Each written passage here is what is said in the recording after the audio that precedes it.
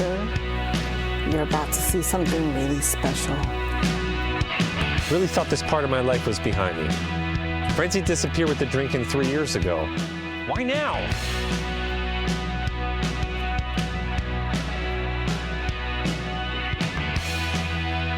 This makes no sense, and I'm right on the verge of freaking out. Back from your life. These people can be animals. What you burn. Thingy's out. Some bitter things you should never Good cheese. learn. Wallow through the days. Remember, cosplay's not consent. So here's to me. Congratulations, me. Yay, me. This would all be so much easier if I was hammered. Hammered. Won't be there anymore. Right. You can take away the anger, but you leave behind the pain. It's your soul I will New ventures are always scary. till I'm melting Blah, blah, blah. Something positive and uplifting. tomorrow. But the hurt will still remain. In your soul I'll live forever till I'm melting in. Don't miss our new film, The Love Song of William H. Shaw, coming soon to a streaming service near you. Hey everyone, this is Cliff from Talking Pondo. Just wanted to give you a quick heads up about spoilers on the show. We do talk about the films in a certain amount of detail, so you may want to watch the film first and then come back if you're not a fan of spoilers.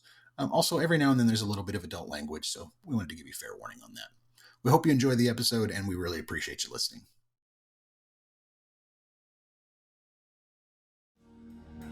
Welcome to Season 2 of Making Pondo and Talking Pondo. Talking Pondo is a podcast where Cliff and Marty give each other a film to watch and talk about them in detail. Some episodes will include a special guest. Making Pondo is a podcast where Cliff and Marty talk to people they have worked with and discuss their experiences on set.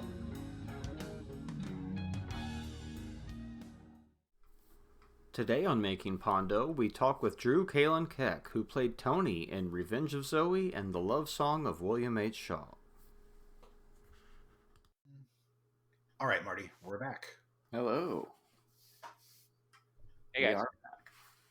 We are We are. So, back on Making Pondo, episode Who Knows What from When Knows Where. Yeah. I can't keep track. Yeah, the interview ones are hard to keep track of. So Yeah, because we just like to drop them in randomly. Yeah. Oh, I see. Just wherever you feel like. Yeah. Got it. Yeah, we like to keep our audience guessing. Yeah. Why spell it out?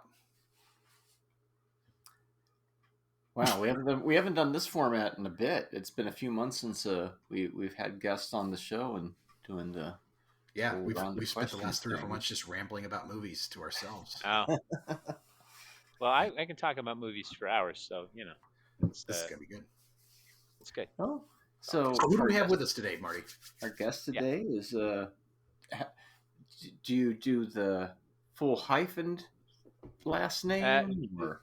Drew Kallen-Keck, yes. It's Yeah, good. okay. It's very important for. I mean, I suppose if I were doing a lot more stuff, I might just go back to Kallen. But for now, Cool. I got married for a reason. I like to support that. Mm-hmm. We hyphenated for a reason. So Drew is in 2 of our movies. He Same was, character. Good enough to play the same character, Tony, twice in our movies. He played in Revenge of Zoe and Love Song, and he's a great talent. He's a really friendly guy. Really got great comic timing, and we were really lucky to get him. So, Well, you were shooting in my store. It wasn't like I was going anywhere. well, sometimes that's how things happen. You're like, hey, we arrived at the store, and that guy's really funny. Let's put him in the movie. Yeah, let's do that. Let's do that. Although my character apparently got a demotion in the meantime. He was running the store in the first one that I was in, and then running it into the ground, unfortunately. Yeah, apparently. Yeah. Being an asshole about not giving people the issue that they needed, right? And then I got to do a war movie bit in the other one. That was fun. That was good. Hanging out in the small closet, trying to talk down my.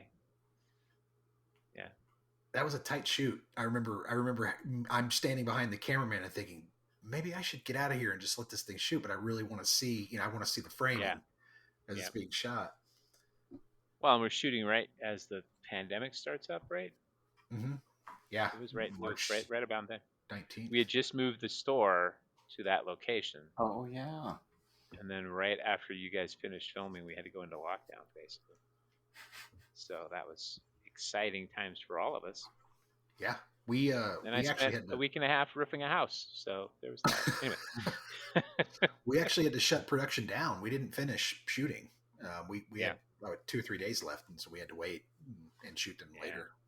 The whole city went on I lockdown. remember you were in the process of cordoning off where the gaming in the store could be held already. Yeah, we were trying to figure out where everything was going to fit and all that. Wow, Yeah. I forgot about that. Yeah. Giving you Are you guys still at enough that same space to location? shoot it. Yeah. Yeah, things are doing pretty well over there. So Bakery still open? I was gonna say, is the Yeah, the bakery bakery still there? the bakery is indeed. They switched owners, but it's a new owners, but same stuff. And bakery's still open. There's a couple of new. There's a new music stop there, guitars and stuff like that. Pretty cool. Tortilla place. People like the tortilla place. Yeah. But no, yeah, we're doing pretty good as far as the store goes. Good. So what have you guys been up to? I haven't talked to you in a while. I'm sure everybody else knows though, so you don't need to tell me. Tell him, Marty. Tell him about everything we've been doing. Well, we finally got that film finished after 4 years, and now sending it through some film festivals where it's actually been getting some notice, and people really seem to like this one. They liked the last one, but they really seem to enjoy Love Song of William H. Shaw. So hopefully we'll be in a place where a lot more people can see it pretty soon. So yeah. Bradford took Best of the Festival Actor for his role in that. We were super proud of that. Like I couldn't wait to rush up to the stage to pick that up because I was just that's he really earned that. He really deserved it. It's good to be recognized by fans and people that know you. Yep. Yep. And we're trying to get some new projects going, and then beyond that, just doing our normal day jobs and getting by still. And I think I have one of your empty comic book boxes from 4 years ago, like a short box. I don't really need it. I have plenty, thank you. But my comic book collection is out in our library that we built out of the half garage behind our house. I have to go back there and organize at some point. So the last several years I was collecting actual physical comics. I just sort of shoved everything in short boxes and didn't organize anything. So I've been there. Yeah, and I need to organize so then I can catalog, and then we'll be good. So, but my library, just to tell everybody how much a geek I am, has a big section. I got like 90 boxes of short boxes of comics, and then the rest of the library is mostly 90? books. 90? I have a lot. Yes, I have a lot. How many, books. What's the average number of comics in a short in a box? God, I'm not sure. 100, 200, something like that. There's a lot. Wow. 150 maybe. I have a lot of comics. I to be fair, I got many of them when I was in college, and I got them relatively cheap because I would just go through their quarter bins and find runs of things that looked interesting but weren't exactly the most. So I have like almost the entire, I think I have actually, their entire New Universe series from Marvel, which was a weird offshoot thing they did in the 80s. I remember those. It was a whole separate thing. And I've got lots of indie stuff like Boris the Bear, but I really liked, some other ones. And then I have like a lot of Marvel because I was big into Marvel. X-Men.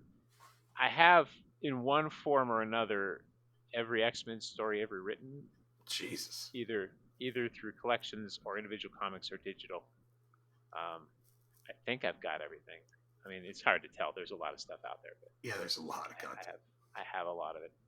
And then my proudest thing I have is the entire run of Keith Giffen and J.M. DeMatteis's Justice League from the 80s, that's the funny Justice League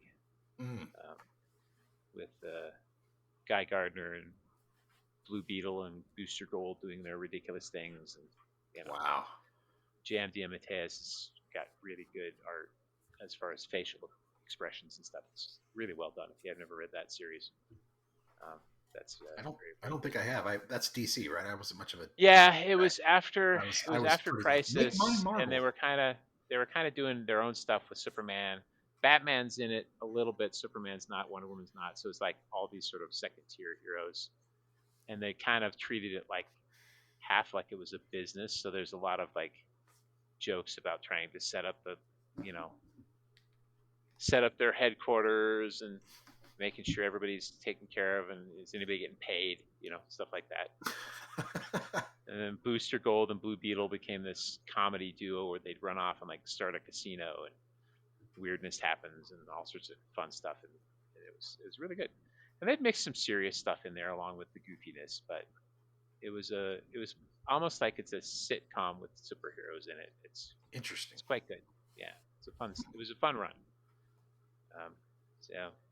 So yeah, there's certain runs and certain characters that I really got into. So I got those. I got comics. I got a bunch of movies, DVDs, and then a bunch of TV shows that I have on DVD. I keep DVDs and Blu-rays in this era of streaming because, as we have found in the last several years, you never know when that thing you like is not going to be on streaming anymore. Truth. Well, and the problem is that a lot of the things that you like on streaming aren't available on hard media, physical media. Well, that is true. That is frustrating as hell. That is the other issue. And then also, as I got the Escape from New York DVD Blu-ray because I thought I'd had it, and apparently I didn't, so I ordered it. I like having like commentaries and behind the scenes videos and stuff like that, and they don't stow that stuff on streaming most of the time. Mm-hmm. A lot of what I learned about directing movies and stuff came from listening to commentaries. So watching the film and listening to the director talk about how he did what he did and, the choices that they made. And so I find that part of the process fascinating. Although I have to say, with any John Carpenter, Kurt Russell commentary, it will devolve eventually into the two of them talking about what's going on with their family right now. They hadn't seen each other in 3 or 4 years, and then like, oh, well, we probably should talk about the movie again. Yeah. So it's a lot of fun. That's never terrible. It gets interesting insights into people, right? No, it's a lot of fun. Some commentaries are better than others. I remember specifically the Die Hard movies. The John McTiernan one was really good for Die Hard 1 and 3. Die Hard 2 was kind of decent, but there was a lot of interesting background on what they had to do to get that movie filled. There's a lot of driving around New England trying to find an airport with snow in it, because apparently that winter they had a lot of unusual heat wave going on, and when you're supposed to be shooting a Christmas movie, action movie at an airport that's supposed to be full of snow, trying to track it down is apparently trying to tricky. But that's interesting. But yeah, you would think that wouldn't be that hard. Yeah. It's winter. It's the Northeast. Find an airport. You think so? I mean, I flew out of Newark into the Northeast, and it was like we had to sit under a fucking. It looked like a dryer, like half of a dryer with just heat lamps on it to melt the ice off the wings and stuff. Yeah. I don't know. I'm from Montana. We have to deal with that some, but I've lived here long enough that I haven't had to deal with the cold that much anymore. Do you prefer the cold or the heat? Depends on what time of year. You're in extreme heat and extreme cold. I mean, you're at two ends of the spectrum from Montana. Well, Montana, where I lived in the northeastern part, it's the lowlands, so comparatively. Gotcha. I said flat, and then we went back, and I'm like, I guess this isn't as flat as I remember it being. It's flat compared to the other end of the state, which is the Rocky Mountains. But as my wife pointed out, this is rolling hills. This is not flat like Arizona's it's flat. Like Kansas, right? Yeah. Plus, when I was growing up, we were apparently going through a drought. So all I remember is everything was brown, and then we get up there and everything's like green and nice. I'm like, this is not the way it was when I was younger. But anyway, so northeastern Montana, it gets to be 90 to 100 degrees, and then we're dealing with like 70 to 80% humidity because we're next to a river and there are mosquitoes the size of your arm. So I prefer 115 in dry heat over that. Where I can sit in a nice cool house in front of a swamp cooler even, and that works fine. And I don't have to feel like I have to take 4 showers a day just to feel like I'm not sticky. So, and snow is nice. It's nice to visit. I don't know if I want to live in it anymore. So there's that. Plus, my wife doesn't want to live in it, so that ain't gonna happen. So yeah. So here I stay in Arizona. But so so tell us how you started working with us. Tell us the story, as it were. I know As you met met from Eric. your perspective. exactly where we started on that. Because you guys, I think you guys needed a store. Right, and I think Eric knew you already, and Yeah, Eric knew me from working with Don and doing all that, doing all the Bob and Angus stuff. It was the puppet show we did for the Mayfair Games for several years. So Eric had been involved in that. So I'd known Eric for a while, and then I think you guys needed the space, right? I think that's what it was. Yep. And I can't remember if you just did I audition? I can't even remember now. If I auditioned, or you guys just cast me or something, or you just needed somebody to do the role, like one scene. I think we did I think it was a blind casting. We were just where Eric was just like, he's an actor, he can do it. He did Bob and Angus. It's That's fine, right. don't worry about it. Yeah. And we were like, okay, we trust you. And then Sure. you were dead on the money, and it was like, oh, thank God. Thank God. Yeah, it's always a bit tricky when you're like, yeah, I've had to do that before. Yeah, who is this person? I don't know. Yeah, I had to do a lot of that for my church that I was going to for a while. Not my new church, but I was doing videos for them, and so it's just grab people from the congregation and go, I think they can do this, and sometimes it works and sometimes it doesn't. Sometimes you have to tape the script underneath the camera so that they can do their lines and not, But no, I think that was pretty much, you guys needed to. Of course, my store is a game store and not a comic book store, and it didn't have a lot of comic books in it, so I'm not entirely sure. I'm like, I could have brought more comics, guys, and piled some up on the tables, made it look a little more like an actual comic book store, but. Yeah, see, whatever. we didn't know to ask for that. Yeah. We were like, well, okay. As I mentioned, I have 90 boxes of short boxes of comics. I could have brought plenty. It would have been fine. No, that's fine. But yeah, and at least the second one, we were a little bit crazier, so I think you guys brought some comics, so we actually we set up we cleared some area and like set up some like boxes to make it look like it was a game and comic store, right? Because as I was, I think the first movie, I was like, that game store is not the same thing as a comic book store, right? I feel like we kind of pulled it off. It works. It's a short enough scene. Yeah. If people are looking at that, then you got your own problems. Problems there. And then when we go back in the second one, we've made it comic bookish. Yeah, and also it's not exactly the same space. Mm-hmm. So, but it's I a don't know different area. Yeah. One of those we recognize. I mean, it's similar enough. But yeah, and then we have thousands of people devoted to this. You didn't know? Yes. Yeah. They're watching this frame by frame. Yeah. Yes.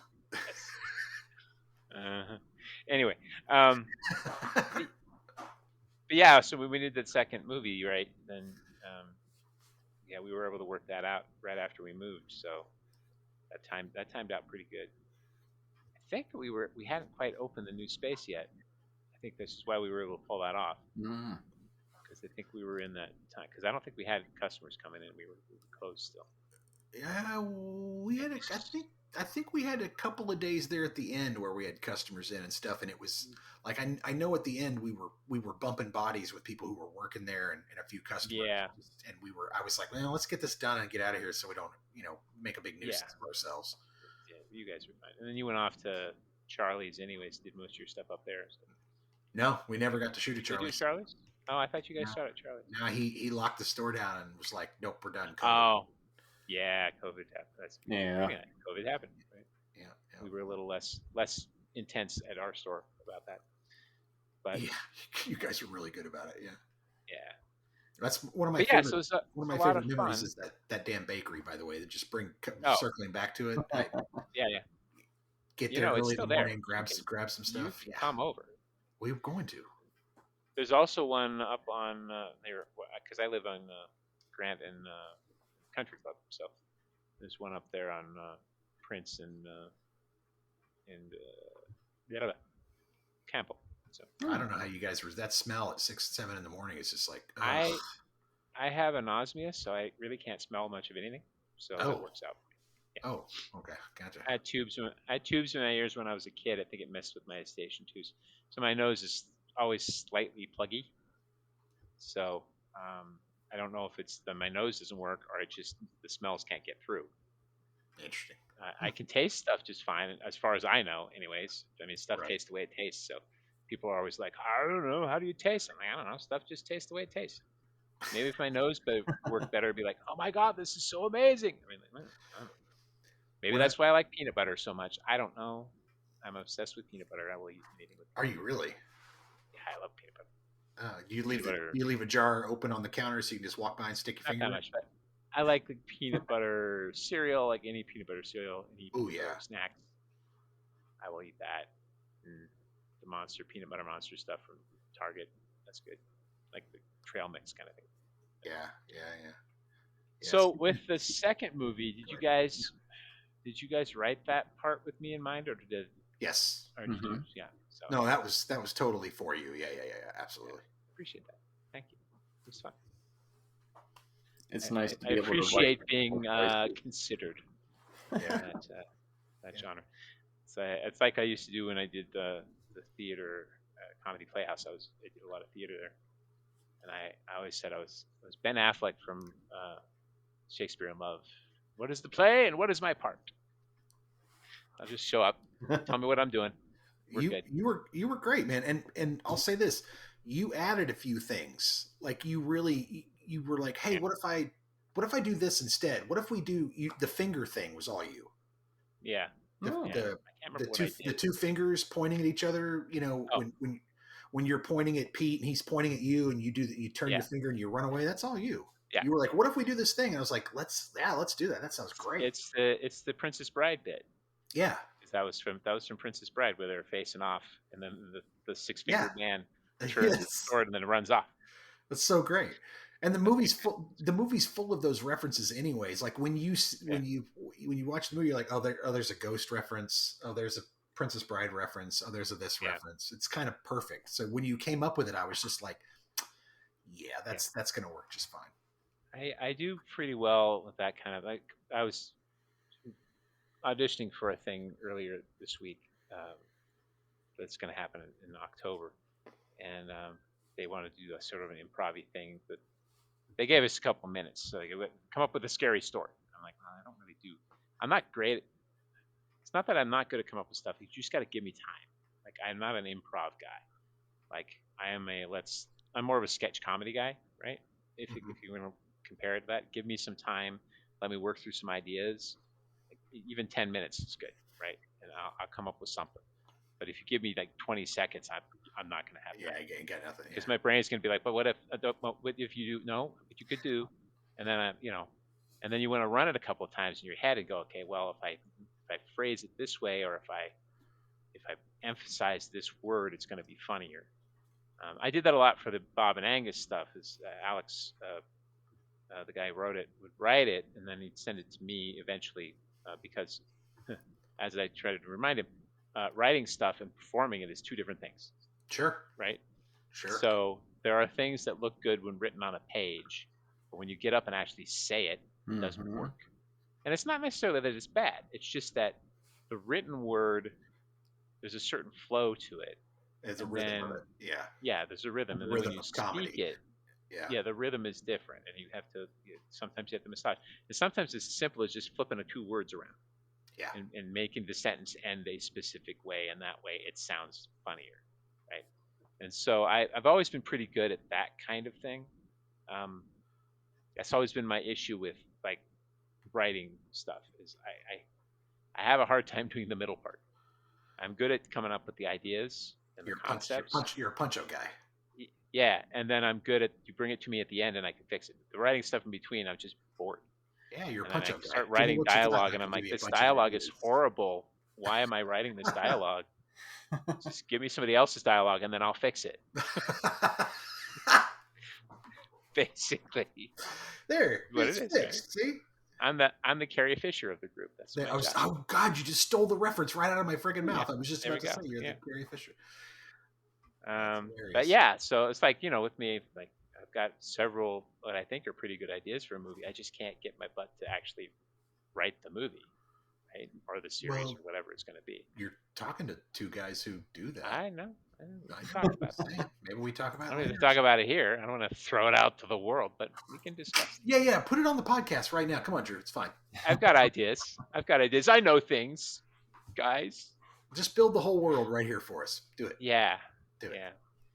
Yeah. There was some stuff like there was some project that Don and my brother was helping out with. My brother's a brilliant writer.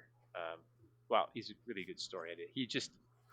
My brother is not ambitious, so he writes when he feels like writing, and then doesn't like do anything with it. It just sort of sits there, And I'm like, God, you should need to like put this out, like put it in a magazine or something, write a script or something. So I try to get him involved in things when I can, because he's good at it. It's just like I said, he's a house husband, so he just does what he does. And he's happy. He's just working around the house and doing things and writing when he feels like writing. And I'm like, oh, that's fine. But yeah, like I said, I've discovered that's part of me, and I do need to work on just sitting down and doing stuff. But my day job tends to take a lot of out of me. So, oh jeez, yeah. Tell us about that. It's one of those things. Yeah. If is there, other than acting, like something that you want to do in the field other than acting? Yeah, I mean, I've done a lot of directing, stage wise and film wise. I've done a lot of editing. I kind of like editing because editing is like directing afterwards, but you don't have to be there. You just gotta sit there and take the footage and go, hey, I'm gonna make this fit over here, and that does that. I think I'd actually make a pretty good producer as far as that goes, because I am pretty good at trying to keep people on track and seeing the bigger picture and then fitting stuff together. But I haven't officially done that. So just film in general. I mean, that's what I went to school for, film and theater. So. But as I always tell people, retail is what you do when you have a film and theater degree. Really? That's true. Unless you get, unless you can get a couple of people together and actually get the energy to do it. So it's a, I'm in my 50s now, but that's not really that old anymore. I used to think it was old, and then I got here, and I'm like, well, I guess not, right? When you're 20, 50 feels like really old. And then you hit 50, you're like, I just started. Like, I haven't done anything yet. So we just reviewed a movie called Bowfinger, and there's a line in it that says, what does it say when you're once you're 50, they don't hire you. Once you're 50, they stop calling you. They don't hire you anymore. Yeah. I just couldn't help but laugh because I turned 50 this year. And I was like, well, I'm just kind of getting started, really, I feel like. I mean, Clint Eastwood's almost 100, and he's still directing movies. So, Yeah. I don't know how he's pulling that off, but I saw a picture of him lately. He's all bearded and hunched over in his chair, but apparently he's doing it. So that's amazing. But yeah. So, I like the directing. Mm-hmm. Which one, if you had your druthers, like producing, directing, which one would you think you would directing? I think it would depend on what the project is, right? Mm-hmm. It's something that I thought was interesting. Directing is kind of where I always wanted to be, right? Editing is what I did because I had other people that were really into being directing, but nobody wants to sit down and actually do the editing. So we did a couple of these when they were doing the 48-hour film contests here in town. I participated in a couple of those, writing and the acting and stuff, but I was always the one at the end sitting in the back room with my computer, and everybody else is hanging out in the living room because editing is kind of a solitary job. You can't really do it with a bunch of people. You and the director, and that's about it, right? Yeah. So I'm the one that always ended up doing the editing. That being said, I'm not exactly the flashiest editor, right? I'm I'm not going to pull off a Michael Bay kind of edit. That's not my style. So the comedy editing I think is not too bad. But yeah, directing I think is always what I've wanted to do in the larger scheme of things. But producing is kind of that. You know, it's more of a collaborative thing at that point with your director, I think, because your job is to get the whole thing, Done. whole vision together, right? Yeah. That's a tough job. Yeah, it is. But sometimes you need that person who can see the whole picture and not just their part of it, right? And the directors, they're kind of similar in that respect. The directors, in my mind anyways, you guys have had more experience doing physically in larger groups than I have, but the director's job is to be the creative overview guy, right? Yeah, and but you producers. you tend to have these narrow focuses though, right? Like you have these, your camera department, your costume department, your acting, and so you can miss that bird's eye view that the producer's job is to keep an eye on everything. Exactly. And make sure we're all together on the same path, going the same direction, right? Yeah, it's like coach and quarterback, kind of. Yeah. So, and then when I was younger, I was like, oh, the director's the king. And then you start looking at things going, yeah, well, sure, visually and, that way, but without a producer, the thing doesn't happen. So, the producer hires the director. There's a reason producers get to go pick up the Best Picture awards. So,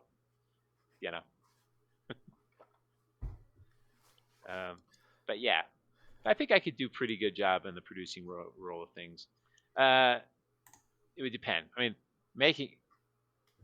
raising the money, that's a whole separate thing. So yeah, I don't know if I could pull that part off. That's some sort of magical concoction that we have yet to break. There's a very fun game we have at the store called Roll Camera. Came out last year, and it's or 2 years ago. It's a cooperative game where you're making a movie, and the guy who makes the game knows stuff about making movies. Because there's a lot of events and stuff that happen in the game and cards you can play during the pitch meeting part of it. You have so much time and so much money, and so you're trying to finish your film under budget within time, and you're trying to get your star rating, so the scenes give you star ratings. You want to get to a certain height in order to win the game, or alternatively, dump it all the way down so it's so bad it's good. Like if you have like no stars, you can win the game that way as well. Plan 9 from outer space type deal. Yeah, just make it the worst thing ever, and people will love it. But it's a really cute game, and I've been having a lot of fun playing that as a film guy. So it's different than some of the other trivia type of things. I mean, information about movies is one thing, but knowing how to actually make movies is a whole different ball game. So, no kidding. Yeah. But so you guys know that. Is there like a dream role for an actor? Do you think? I don't know. I mean, everybody's got their thing, right? I mean, I gave up when I was younger. When I had better hair, was thinner. Being the lead actor kind of thing was kind of appealing to me. But then I get older and I realized the guys who really have fun are the character actor people, right? Right. The guys where you just see him in the movie go, oh yeah, I know that guy. I don't remember his name, but I've seen him in like everything. Like Stephen Tobolowsky, which he's if you guys haven't listened to his podcast, I don't know if you knew that he had a podcast, but it's called the Tobolowsky Files. It's really good. So it's really, he's had a fascinating life and he's been in everything. Mm-hmm. So the guy that produces the podcast, whenever he introduces him, he always says he played such and such and such and such a movie, and then Stephen will kind of go off on that for a while and whatever he remembered about being in that movie, and then go off on whatever story he's telling about his life and movie making and that kind of thing. So yeah, I mean, if I had my druthers and then I'd like gone to Hollywood, whatever, and not just run off to Arizona, because I was a shut-in kid from a kind of lonely kid from Montana. I wasn't going to go to California of all places. Oh, you were perfect for Hollywood. They would have eaten you alive. It would have been they would have eaten me alive. That's true. And now I'm just at an age. I'm like, I don't know, who wants to go to California? There's no shit. Too much work, man. Yeah. But yeah, I mean that's the thing. I think character acting is fun. So being able to come in like I did for you guys and just have some fun being a character and not having the pressure of I got to carry this movie, right? I just got to come in and do my job and have some fun and go off to the next job and whatever that is, right? Well, that's why John and Jen's safe word in the movie is Ned Beatty.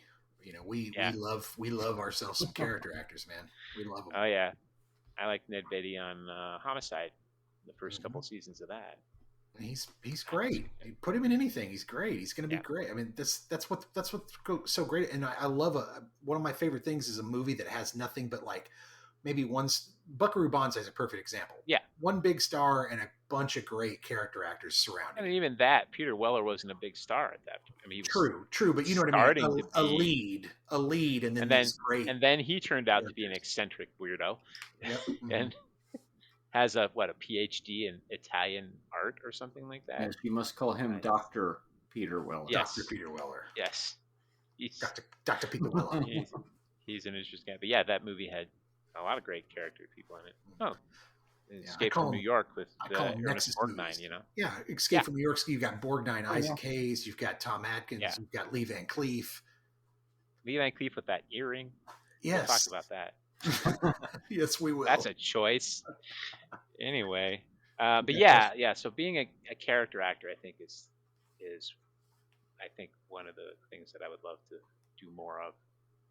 Just come in and do the part. You know, if we were doing like a web series or something, you know, being the goofy, the fun guy, you know, Eric and I had talked about some ideas that we had for doing some sort of detective kind of series where he's like the straight-laced one and I'm kind of the goofy guy with the Hawaiian shirts, you know, whatever. We never really got too far on it, but that was something we discussed. But yeah, character actor. I know it's not a specific role, but no, I think it's I love it because it's kind of fits. Like I said, you fit it in any movie you want to fit in. You know. Yeah, I've got an interesting look, and it doesn't fit everything, and it's not like a hero look really, despite when I was younger I thought it was. And I've got an interesting style acting wise. Yeah, I mean, I can do kind of, I don't know. There's a whole thing with the people at the theater once. You want drama? I can do drama. It's not so much that. Well, I did play Bottom in Midsummer Night's Dream, and that was pretty much just typecasting for me. Like, yeah, I'll do that. Every rehearsal, if somebody's missing, yeah, I'll do that. Fine. Doesn't matter, male, female character. You need me to step in and do it for this whatever. I'll do it. Fine. I just like reading lines and, you know, making people have fun, right? That's where I'm at. Marty, you got questions? Let's see here. So, I know you run the game store, but what other kind of secondary career interests that are like a creative occupy your time, or what would be? I mean, this is, you know, kind of tied to the game store, and I haven't done a lot of it lately, but you know, painting miniatures. I used to do the model cars and stuff and planes and stuff when I was younger. I just haven't done a whole lot of that lately. Beyond as far as stuff that I've done, I mean, really, after college, I moved down to Arizona, and then I just started working at the game store up at the mall in Paradise Valley, and kind of didn't look back. So I've been doing this job for about 30 years, one way or the other, and doing a lot of, you know, acting stuff on the side. I did a lot of stuff in Phoenix before I moved down here, and so yeah, I mean, I kind of turned into a career without really trying. Mostly because I get comfortable and then I don't want to go anyplace. I like what I'm doing. It's, you know, I was forced to try something new when the store I was running at Park Place Mall closed down, and it wasn't really a new thing. We were basically just starting a new store, so it was just taking the concept and then what I've learned over the years running that store and trying to do better with what we did at Isle of Games. So, and I think it's done pretty well. So for the most part. was it because you had a large interest in role playing games, or did a lot of that yourself? Or You know, the strange thing is, I did some. I had a friend who was he had a lot of games and stuff. He had more money than we did, so he had a Nintendo. Good Lord, that was a big thing, right? But he had a lot of some games that are still around, Kings and Things and Axis and Allies. He had that and that whole series. God! No, I played that game several times. Axis and That Allies. takes forever to play, but it can. Yeah, we'd never actually finish. We'd be out on the site. We'd write down where everything went and then put it in the box. Like we're gonna come back. And we never do. You just start over every time you do it. But he had the 3 of the 4 Game Master series games. That one and Samurai Swords, which was Shogun or Samurai Swords, depending what you talk. Fortress America, so those were big. And they had some role playing stuff. We never really actually did the role playing. It was mostly we made characters and then, never actually did the role playing part. Same with BattleTech. He had some BattleTech books, so we'd make mechs, but we never actually played a game. Some of the best part I is did making that so characters, much. Yeah, Shadowrun was. I made so many Shadowrun characters and couldn't find anybody to play with. I made so many BattleTech characters, BattleMech characters, couldn't find anybody to play with. Yep. And then, when I went to college and stuff, I was into the movies and stuff, but I really wasn't much into the games. And I kind of got more into the games when I moved down to Phoenix, and I was just looking for work, and Game Days was hiring, and it just seemed interesting. And I actually worked 2 places in the mall. I worked Game Days part-time, and I worked Suncoast part-time, which was, of course, more my bailiwick because I was a film guy. Get that sweet film discount. Yeah. As I was talking to somebody today about it, I was at Suncoast when DVDs first came out. So I was there that first Christmas when we had the double-sided rack at the front of the store with the DVDs in it. It was a big deal. And then I, of course, being the film geek that I was, we had a whole section of videotapes that were like widescreen videotapes. Mm-hmm. And so I had the little placard with my name on it one side, and on the other side was a little thing that had, explanation of why widescreen is better, basically, for the scene from Jaws. So they show the pan and scan shot, and then they show the widescreen shot to show you that the ends of they chop the ends of the picture up. So it's not that they add a bar to the top and the bottom of the screen for widescreen. On pan and scan, they're chopping the ends of the movie off and moving the thing back and forth. And so you're missing half the film that way. You're not seeing it as the director intended it to be seen. Shame on you. And so I did for the few movies we had there was one section of widescreen videotapes. So I always try to pan and scan is a slide against God. It's not. Yeah. It's not correct at all. The fact that any DVDs were full screen was horrible. Yeah. That was bad. So I worked at Suncoast for quite a while, and I worked at Osco for a bit in the film developing section because I was like, it's kind of film related, right? And then I ended up being manager at Game Days, and so I kind of just never looked back from there. Yeah, that was interesting. I've done a lot of stuff. I remember 9/11. That was an interesting day. We sold a mahjong set that day. It was an interesting day to be a person running a store. I can say that much. Hi, you got a mahjong set? I know the whole thing's happening, but yeah, it's happening on the other end of the country. So yeah. But yeah, and then I moved down to Tucson because they needed somebody to take over the store down here, and I just sort of been here ever since. So I did a lot of theater. I did a couple of shows at the Gaslight for a while, and just as a stand-in for people when they needed to take a break or whatever, I'd come and do the show. And then I took a little time off, and then I started doing community theater again. And then that's where I met my wife. We haven't done much community theater in the last couple of years because of the pandemic. And the 2 theaters we were really working with, they both sort of disappeared. So we just haven't. Pandemic did that to a lot of places. Yeah. Well, one of them went away before that, and the other one that I was working at was gonna be moving anyway. And then I think after that was right when the pandemic started, so I think it just never picked up again after that. Gotcha. And then I just haven't. It's been one of those things. You're kind of like, it's so nice to actually have my nights free. And you're like, do I really want to get back into rehearsing and all that stuff? Yeah. But then you get up and do it, and you're like, I kind of miss it. Yeah. Why didn't I do this more? That's right. Yeah. I go through that And whole it's one of those cycle things that every people, time I do a you film. go see whatever show, and I'm like, no, I mean, I'm one of those weird theater guys that I like doing theater. I don't necessarily like going to theater. It's like really weird. Like I don't see a lot of other theater. Partially is my own ego issues of watching somebody on stage going, that's not the way I would have done that. You sound like Eric. Yeah. I'm not as bad at that, but I can get that way. Yeah. Other than that, I like games. You know, that's what I do. So what's the best feedback you've ever gotten from a director? I always like to ask this question as a director. I haven't had a lot. I mean, most of the stuff I was involved in, other than stuff at college, was stuff I'm directing. So, you know, I haven't got a lot of feedback directly from directors.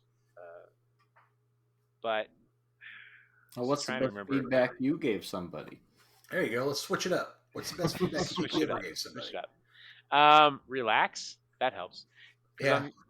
When I'm doing stuff with when I was doing stuff at the church, all these people hadn't been in front of a camera before. So trying to figure out ways to get them to act more natural and not get so freaked out by that there's something in your face, right? So I came up with ways like I made a joke about it, but putting the script next to the camera lens, if you put it in the right place, it doesn't look like they're reading it, but they don't feel the pressure to have to memorize stuff. And so that, I think, for when you're dealing with non-actors, forcing them to memorize a bunch of stuff when they're not used to memorizing things, that adds more pressure onto the performance, and they can't get a performance out of it because they're too busy trying to remember what they're doing. Yeah. And so if you try to make a way somehow for them to not have to, like I actually found a really fun app on my tablet that was a teleprompter. Like a teleprompter. Mm-hmm. Yeah, and you put the script in there, and you set it to run at a certain speed, and it just sits there, and you put it, like I said, you put it close enough to because they're not supposed to be looking at the lens anyways. So you put it in the eye line of where they're supposed to be looking, and if it's close enough, their eyes don't go back and forth, and they just sort of do the performance, and they don't feel pressure. So that I think I've been able to work with some non-actor people and get some decent performances out of them with that. But yeah, relax, have fun with it. That's the big thing, right? I mean, in the stuff I did, none of it was. I'd always take it more serious than it was, but I'm going to be putting it in front of a church, 500 people in church, and these people are already primed to like pretty much anything I put up there. So, there were times I had one where I was supposed to be doing. She was doing a sermon on the Lord's Prayer, right? So like every line was a different week, and I was doing a little video every week of this guy and God. You didn't see God, you just saw him from the neck down. And my friend John was playing God, and he'd always have like cool geek shirts and stuff like that, Superman shirt and things like that. So God was kind of a geeky guy, and he's just this guy and God.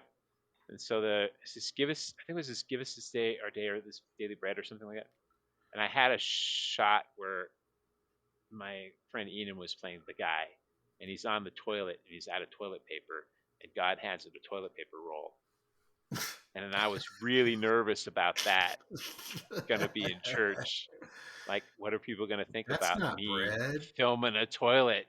Because it was in the midst of like a montage of God, handing this guy stuff because he needed it, right? Mm-hmm. And I thought it would be funny if he was on the toilet and God gave him toilet paper. And I'm like, is that pushing it too far? And then, I didn't have to worry about it. People in church thought it was hilarious. So get out of your head, basically. Sometimes you gotta just do it. And if it's funny, it's funny. Yeah, I hear that. And not everything's funny to everybody. That's the other thing too. Comedy is subjective. Yeah, you can't get offended if somebody doesn't laugh about it, right? Mm-hmm. Mm-hmm. So yeah. So yeah, that's I guess just advice I've given to people. Have fun with it. Don't get in your own head about it too much, because that's where bad acting happens, right? Mm-hmm. Yeah. Yeah, I was just reading. What was I reading? Something with John Ford dealing with. Was it John Ford? I can't remember who he was dealing with. But he kept telling him that to redo the scene, whatever the guy was, a billion times, and he's like, it's wrong, and he's like, well, tell me how to do it right. He says, I don't know, but I'll know when I see it. So just keep doing it. Just keep doing till it. it's right. Yeah. I'm not that obsessive. I was, once again, dealing with non-actors. You do not run them for more than 2 or 3 takes, or you're just going to lose them. Yeah. You're just going to, it's just diminishing returns after a while. We're just like, look, yeah. You know. I mean, real actors sometimes take a while to get into it, but Yeah, and it depends on the director too, right? Like some directors aren't going to give you but 3 or 4 takes, and some directors are going to give you 20 or 30. It just depends on, you know. Clint Eastwood will give you like maybe 1 take and be like, why do it again? You know? Yeah, Eastwood will give you 2 or 3 and then say, that's it. We don't need to do anymore. Why waste everybody's time? Which is like, that's a wild statement, but okay. You know. Well, and it depends on the scene. I mean, there are scenes that do not need multiple takes. Yeah, you got the shot. I hear you. Yeah, but, yeah. It's just. Do you have a favorite film based on a? I like to ask this question. Do you have a favorite film based on a music or musical, but more based on music? I have opinions. No, my favorite movie musical based on an actual musical has always been The Music Man. Hmm. But my favorite movie musical is Singing in the Rain. Oh. Which is not based on an actual thing, but it is my favorite movie musical. Right. Which about Hollywood, of course. But Gene Kelly has always been an amazing to me. I'm one of those guys, like, I prefer Gene Kelly over Fred Astaire, although Fred Astaire is amazing. I prefer the Marx Brothers over the Three Stooges. I prefer Buster Keaton over Charlie Chaplin. Because I find those guys to be a little, I mean, I don't know. Three Stooges is just a little too slapstick for my taste, and Marx Brothers has more. Well, it's got Groucho, so you know, Groucho and his wordplay and the ridiculousness that goes with the fact that they take these shows on the road, and by the time they filmed them, they had this stuff down to a science. This is where the jokes go. This is where the stuff goes, right? Buster Keaton, because he wasn't as precious about it. I mean, I don't mind Charlie Chaplin. I think he's funny. But he was always very more the auteur kind of a thing. Whereas Buster Keaton is, okay, how can we get this gag? And, you know, I mean, The General, when I saw that the first time in film school, and that we saw it without any soundtrack at all, like no music or anything. I mean, it's still hilariously funny in the parts it's supposed to be funny to this day, and very impressive with a lot of that stuff. And then Gene Kelly, I mean, he just made dancing look effortless, but also kind of macho at the same time, you know? Like, he'd stop, and when him standing there, it looks like he's about to go at any second, you know? He's ready to. Yeah. He did a whole thing. I remember reading about that. He did a whole thing on TV about, he took sports and then did some dance stuff around each sport, like baseball, football, that kind of stuff, to kind of show people that, you know. And now, I don't know back then, you know, what his stance on homosexuality and dancers and stuff were. Maybe that was some sort of dancing is, you know, more macho than you think it is kind of a thing, because stereotypically, you know, although I know a lot of dancers who are not gay, because there are a lot of women in dance classes, and, you know, there you go. There you go. But that doesn't matter, right? So I don't know, maybe, but even in that case, he's just, there was something about him. Plus, as a baritone myself, I can actually sing most of the stuff that Gene Kelly can sing, because he's in my range, as opposed to a lot of other guys. So, but I do have a keen appreciation of Fred Astaire, and, you know, what was the studio note about him? Can't act, can't sing, can dance a little. That was okay. The studio note about Fred Astaire. I watched a thing on oh gosh, it's called Sandwiches of History, and they did apparently Gene Kelly had a sandwich recipe called the Man Sandwich from the 40s, and it was toast with mayonnaise and mashed potatoes, leftover mashed potatoes, and then something else, and you'd put it in the broiler and you'd broil it and then pick it up and eat it like a toast. And he just, and the guy who was remaking the sandwich said, "This is delicious." He's like, "This is an 8 out of 10 easily. This is so good." Like, it was really funny. But he called it the man sandwich. You know, the manly sandwich. Yeah. That sounds like a Gene Kelly thing to do. Yeah. Yeah. But yeah, that's my thing. I mean, I'm a big fan of musicals. I don't watch as many of the modern ones. We watched. I mean, it's not really a movie musical. We watched Hamilton on Disney Plus, and that's fantastic. So good. It's very impressive. Yeah. I love when Jefferson shows up in the second act with "What Did I Miss?" I think it's one of the greatest entrances. Yeah. Just so fantastic. And then, of course, King George, that performance. Oh, God, so good. The Disney Plus is great because you get close enough to see just the spittle flying. Yeah, the mad spittle. Yeah, it's so good. Yeah. It's so good.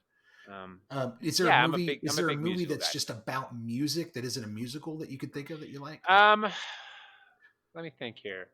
You know, like I mean, there's a Nashville lot of something like that. Yeah, there's a lot of biopics, which I really enjoyed Weird. I don't know if you guys watched the Weird Al one yet, but yeah, it was good. Such a good parody of musical biopics. Yeah. And my stepmother or my mother-in-law was watching with us, and she knows like nothing about. So at the beginning, when his dad is getting all, and he's like, "Man, his dad is really mean." I'm like, "You realize none of this happened, right?" Like, this is not true at all. None of this. Nothing in this movie is true at all. Like, Weird Al is the least offensive person in the entire world, and has done nothing. You know, he's ridiculously nice guy and a genius, quite frankly. I mean, there's some concert videos that I've enjoyed. I wouldn't qualify them movies, I guess, but I guess there's some good ones that I've heard of that I haven't got a chance to watch. I know there's one about the Talking Heads that they just re-released that I've heard really good things about. I do like Spinal Tap. Spinal Tap's fun. Spinal Tap's a good. That's a perfect example of what I'm talking about. Yeah. Yeah. Well, so is Weird actually. Weird's a good. Yeah. It's about. And I know music, they're doing some sort of topic. sequel to Spinal Tap coming out. That's going to be interesting. We'll see how they do with that. Interesting. Okay. Yeah. And they did sort of a thing there. But yeah, as far as beyond that, there's some movies I wanted to see yesterday, but I haven't had a chance to yet. I did see once. I think that's what it was called. Mm-hmm. And that had a good soundtrack. I think that's got the dude from The Commitments in it, if I'm not mistaken, the guitarist. Yeah. There's a lot of movies that have good music in them that I enjoyed, especially from the 90s. High Fidelity was good. What am I thinking of? A couple of good ones with John Cusack. Grosse Point Blank had a great soundtrack. Yeah. The Zero Effect. You guys ever see that one? I've heard of it. It was Bill Pullman and Ben Stiller. It's basically Sherlock Holmes.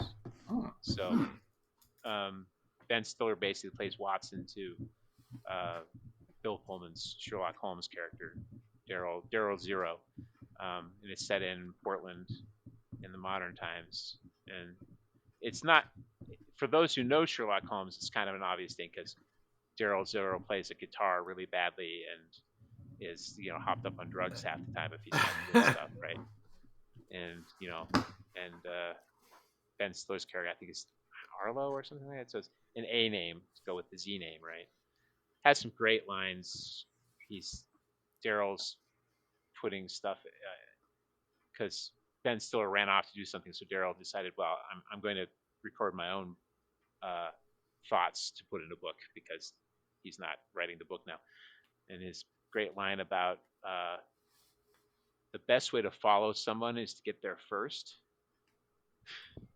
So he's been following Ryan O'Neal around town as he's doing this drop for this blackmail that he's doing, and you see him following around, and then the next thing is Ryan O'Neal goes into this bathroom to go drop off the stuff, and Daryl Zero's at the urinal in the bathroom already.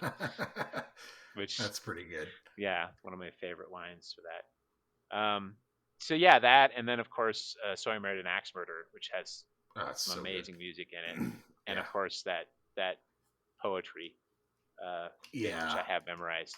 Because when I was in college, I did this. I worked at the student union doing janitorial, so I had a tape player, and I had cargo pants. So I had tapes. Like every pocket had a different tape in it. Because I just, while I'm vacuuming the floor, I got to switch it out, and I listened to that soundtrack so many times. It's my wife's quote from Futurama. I think it was, "This isn't alt rock. This is college rock." So yeah, but yeah. So yeah. Yeah. Do you have a favorite moment from one of our sets? Do you remember anything pleasant about working with us? We're looking for You guys are pretty cool. It was nice you got my wife involved. It was fun. She got to be in the crowd scene, Yes, which was fun. The shooting in the back room was tight, but it was a fun moment that I got to do some fun stuff with. Yeah, With the whole stay with me kind of thing. It plays really well too when you it plays really well. It works. I really enjoyed that. And then just hanging out with you guys was fun. Yeah, it's nice. It's nice to hang out with other film people on occasion. Mm-hmm. It's nice to get the energy. Yeah. There's an energy about a set that you don't really get until you're on it. Yep. And you're like, oh yeah, I can understand this. Yeah. Oh boy, the circus is fun. Yeah. Yes. Yeah. Marty, you got any other questions you want to ask? Well, that kind of wraps it up for the making portion, I would think, right? Yeah. It's a very good interview. We've learned a lot. Yeah, Drew. Hopefully. We appreciate it, buddy. Hopefully I didn't go off topic too much. Nah, you're fine. It's interesting. You've had an interesting life, and there's a lot of interesting stuff you've done, so it was fun to listen to. Yeah. I don't always think they're interesting, but then I'm the one doing it, so that's just it. When you've done it, it's not so great. Yeah. But other people are like, "Wow, you did that," and you're like, "Yeah, whatever. I was there. I was there. Yeah. I mean, I lived it, happened. so I'm good. We're good." Well, we appreciate you coming on, man. Thank you so much. No problem, dude. And I hope we honestly we can put you into something in the future. That'd be really great. Yeah. Well, we can talk about that. Okay. Off the air. Well, and if you've got other ideas that maybe we could work on, let's talk about that too. Sounds like a plan. Well, all right. Well, until then, see you guys. All right. I don't know why I put thumbs up. You guys can't see that anyways. No, nobody can see that. So But thumbs up. Thumbs up, everybody.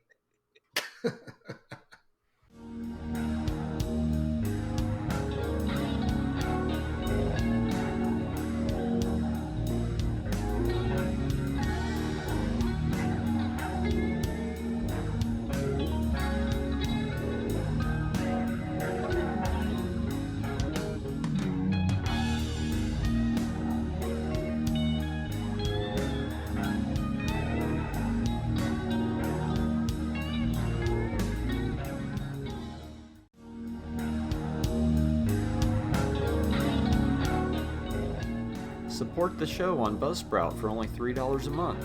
Give us a 5-star review on Spotify or the platform of your choice. And be sure to like and subscribe to our YouTube page.